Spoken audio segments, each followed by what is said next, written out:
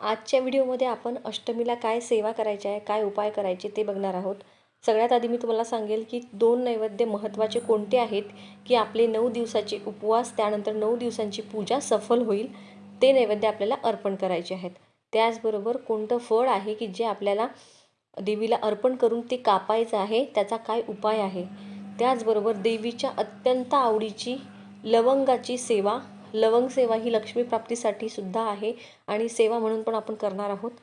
त्याचबरोबर नजरबाधा, negative energy बाहेर कशी जाईल यावर सुद्धा आपण आज बोलणार आहोत. तर सगळ्यात आधी चला तर बघू 2 नैवेद्य. आधी म्हणजे तुम्हाला खिरेचा नैवेद्य दाखवायचा आहे अष्टमीला. 11 तारखेला आपण अष्टमी करणार आहोत. 11 तारखेला तुम्हाला खिरेचा नैवेद्य दाखवायचा आहे. मखाण्याची खीर देवीला अत्यंत प्रिय आहे, पण ती तुम्हाला करायला जमली नाही तर तुम्ही कुठल्याही पद्धतीची खीर करून देवीला नैवेद्य दाखवू शकता. त्याचबरोबर तांबूल म्हणजे खाऊची पानं, म्हणजे आपली विड्याची पानं असतात ती, त्याच्यामध्ये लवंग, सुपारी, वेलची, ओवा, ह्या अशा सगळ्या पद्धती आपण ज्या विड्यामध्ये असतात ना, त्या सगळ्या आपल्याला कुटून घ्यायच्या आहेत आणि त्याचं तांबूल तयार करायचं आहे. जर तुम्हाला तसं करता येत नसेल तर तुम्ही सरळ पानवाल्याकडे जा आणि त्याला सांगा की आम्हाला देवीसाठी विडा हवा आहे, तर तो तुम्हाला व्यवस्थित विडा बनवून देईल. तुम्ही फक्त तो घरून आणून कुटायचा. हे 2 नैवेद्य तुम्हाला देवीला अर्पण करायचे आहेत, कारण हे नैवेद्य देवीला अतिशय प्रिय आहेत. तुम्हाला माहिती आहे भगवती आईला तांबूलाचा प्रसाद अर्पण केला जातो. तिथे माहूरगडावर तांबूल खूप जास्त प्रमाणामध्ये बनवलं जातं. त्यामुळे आपल्याला अष्टमीला खीर आणि तांबूल हा नैवेद्य आवर्जून देवीला दाखवायचा आहे. आता फळ आपल्याला अर्पण करायचं आहे देवीला. तर कोहळा जो तुम्हाला स्क्रीनवर दिसतोय तसा कोहळा तुम्हाला बाजारातून विकत आणायचा आहे. तो स्वच्छ धुवून घ्यायचा आहे. देवीसमोर तो ठेवायचा आहे, त्याची पूजा करायची आहे. पूजा केल्यानंतर तुम्हाला तो कोहळा कापायचा आहे. कोहळा कशासाठी कापायचा आहे, तर आपल्या घरामधील वाईट विचार, आपल्या घरामधली वाईट एनर्जी, वाईट निगेटिव्हिटी म्हणून आपल्याला तो कोहळा कापायचा आहे. त्याचे 2 भाग करून एक भाग आपल्याला आपल्या म्हणजे घटासमोर, किंवा मग तुम्ही घट नसेल तर देवाऱ्यासमोर किंवा दिवा लावले असेल तर तिथे तुम्ही तो ठेवायचा आहे अर्धा भाग, आणि अर्धा भाग तुम्हाला त्याच्यावरती गुलाल कुंकू टाकून बाहेर फेकून द्यायचा आहे. तर तो तुम्हाला बाहेर कुठे टाकायचा आहे, तर अशा ठिकाणी टाका की जिथे कुणी जाणार नाही. तुम्ही पाण्यामध्ये विसर्जन करू शकता, म्हणजे नदी, त्यानंतर कॅनॉल वगैरे असेल. नाहीच काही तर तुम्ही खड्डा करून त्यामध्ये टाका. कारण काय ना, आपल्या घरातली निगेटिव्ह एनर्जी आपण बाहेर टाकलेली आहे, आपल्या घरातले वाईट विचार आपण बाहेर टाकलेले आहेत. तर ते आपल्यामुळे त्याचा कुणाला त्रास व्हायला नको, ते आपल्यामुळे कुणाला त्याची बाधा व्हायला नको, त्यासाठी आपल्याला ते व्यवस्थित जागेवरच टाकायचं आहे. त्यानंतर तुम्ही तो अर्धा कोहळा बाहेर फेकून आल्यानंतर तुम्हाला स्वच्छ हातपाय धुवायचे आहेत, चेहरा धुवायचा आहे आणि देवीसमोर बसून देवीला वंदन नमस्कार करायचा आहे.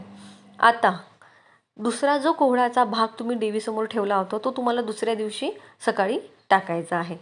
तोही सुद्धा तुम्हाला अशाच पद्धतीने अशा ठिकाणी टाकायचा आहे की जिथे कोणी जाणार नाही, किंवा मग तुम्ही विसर्जन केला तरीही चालेल. आता लवंगाची सेवा, लवंगाचा उपाय. तर 8 लवंग घ्यायचे आहेत.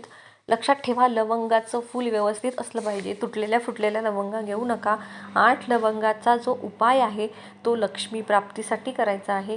तर तुम्हाला काय करायचं आहे, 1 लवंग घ्यायची, तुमच्या टाकाच्या चरणाजवळ, म्हणजे कुलदेवीचा टाक असेल तिच्या चरणाजवळ तुम्हाला ती अर्पण करायची आहे. ओम ऐं ह्रीं क्लीं चामुंडाय विच्चे, ओम ऐं ह्रीं क्लीं चामुंडाय विच्चे असा 9 मंत्र म्हणत तुम्हाला त्या एक एक करून अशा 8 लवंगा देवीच्या चरणाजवळ कुलदेवतेच्या टाकासमोर तुम्हाला अर्चन करायच्या आहेत. आता आपण ह्या अर्चन केल्या आहेत म्हणून तुम्हाला काय करायचं आहे, अष्टमीला ह्या तिथेच ठेवायच्या आहेत आणि नवमीच्या दिवशी सकाळीच तुम्हाला त्या उचलून घ्यायच्या आहेत. त्या लाल कपड्यामध्ये टाकून त्याची एक पोटली तुम्हाला बनवायची आहे आणि ती पोटली तुम्हाला तुमच्या तिजोरीमध्ये ठेवायची आहे. त्याचबरोबर आता आपण अर्चन केलं, आता आपल्याला अर्पण करायचं आहे. अर्पण काय करायचं, तर लवंगा देवीला अतिशय प्रिय आहेत म्हणून आपल्याला त्या अर्पणसुद्धा करायच्या आहेत. तर तुम्हाला काय करायचं आहे, माळ बनवायची आहे. 5 याची, 7 याची, 9 याची, 11 याची अशा लवंगा घेऊन तुम्हाला एक माळ बनवायची आहे आणि तुमच्या कुलदेवीच्या टाकाला किंवा फोटोला तुम्हाला ती घालायची आहे. ती माळ चढवायची आहे आणि ती माळ मग तुम्हाला जेव्हा तुम्ही घट विसर्जन कराल तेव्हा ती माळ तुम्हाला विसर्जन करायची आहे, कारण आपण ती अर्पण केलेली आहे. अर्चन केलेल्या लवंगा आपण पोटली बनवून लॉकरमध्ये ठेवायच्या आहेत. आलं असेल तुमच्या लक्षात. आता हे आहे 64 योगिनी मंत्र, जे तुमच्या घरामध्ये निगेटिव्ह एनर्जीला प्रवेश करू देत नाही. आता मला एक सांगा, तुमच्या घरामध्ये येणारा प्रत्येक व्यक्ती हा तुमचा वरवर जरी कौतुक करत असला तरी त्याच्या मनामध्ये तुमच्याबद्दल वाईट विचार हे असतातच. त्याला कुठेतरी तुमचं चांगलं झालेलं बघवत नसतं. त्यासाठी तुम्हाला हे जे यंत्र आहे ते तुमच्या मुख्य प्रवेशद्वाराच्या वर लावायचं आहे, जेणेकरून जी व्यक्ती घरामध्ये प्रवेश करेल त्या व्यक्तीची नजर त्या यंत्रावर पडेल. हे तुम्ही ऑफिससाठी, व्यवसायासाठी, दुकानासाठी करू शकता. तर काय करायचं आहे, हे यंत्र तुम्हाला आपल्या केंद्रात मिळेल, नाही तर मग तुम्ही पूजा साहित्याच्या दुकानातून सुद्धा आणू शकता. हे यंत्र आल्यावर आणलं तर लावलं का नाही, त्याला आपल्याला सिद्ध करायचं आहे. सिद्ध कसं करायचं, तर तामण घ्या, तामणामध्ये थोडेसे तांदूळ ठेवा, त्यावर हे यंत्र ठेवा, त्यावर थोडंसं पाणी शिंपडा, त्यानंतर फूल, हळदी कुंकू, अक्षत, फूल, त्यानंतर अगरबत्ती, धूप लावा आणि त्याच्यावर तुमचा उजवा हात ठेवा. उजवा हात ठेवून तुम्हाला एक वेळा स्वामींची माळ करायची आहे, म्हणजे आपल्या गुरूंची. त्यानंतर तुम्हाला 11 माळी 99 मंत्राच्या करायच्या आहे, म्हणजे ओम ऐं ह्रीं क्लीं चामुंडाय विच्चे अशा तुम्हाला 11 माळी करायच्या आहे. एक माळ म्हणजे 108 वेळा मंत्र म्हणायचा आहे. एक वेळा करू का, 2 वेळा करू का, नाही, 11च माळी झाल्या पाहिजे, कारण आपल्याला त्या यंत्रामध्ये ऊर्जा निर्माण करायची आहे. तर त्या यंत्राला आपल्याला सिद्ध करायचं आहे, त्यासाठी आपण ते करत आहोत. ते झाल्यानंतर तुम्हाला ते तुम्ही हे सकाळच्या वेळी लावू शकता किंवा मग संध्याकाळच्या वेळी लावू शकता. एकदम रात्र पण करू नका आणि एकदम दुपारी 12 वाजता पण लावू नका. तर अशा पद्धतीने हे यंत्र लावायचं आहे. मग लावलं सोडून दिलं का, तर नाही. तुम्ही जी चैत्र नवरात्री असते, गुप्त नवरात्री असते, तेव्हा ते काढून तुम्ही परत सिद्ध करा आणि परत ते लावा. काय होणार आहे, याच्यामध्ये जास्त ऊर्जा, पॉझिटिव्ह एनर्जी तयार होईल आणि तुमच्या घरापासून निगेटिव्ह एनर्जी ही नेहमी बाहेर राहील. कसं असतं, आपण बाहेरून जेव्हा घरात येतो तेव्हा आपण काय ओलांडून येतो हे आपल्याला माहीत नसतं. याने काय होईल, ज्या काही वाईट शक्ती असतील त्या घरामध्ये प्रवेश करणार नाही, त्या बाहेरच राहतील. आता ज्यांनी 9 दिवसामध्ये दुर्गा सप्तशतीचा एकही पाठ केलेला नाही, त्यांनी आवर्जून एक पाठ का होईना दुर्गा सप्तशतीचा नक्की करा. एकाच आसनावरती बसून तुम्हाला एक पाठ पूर्ण करायचा असतो.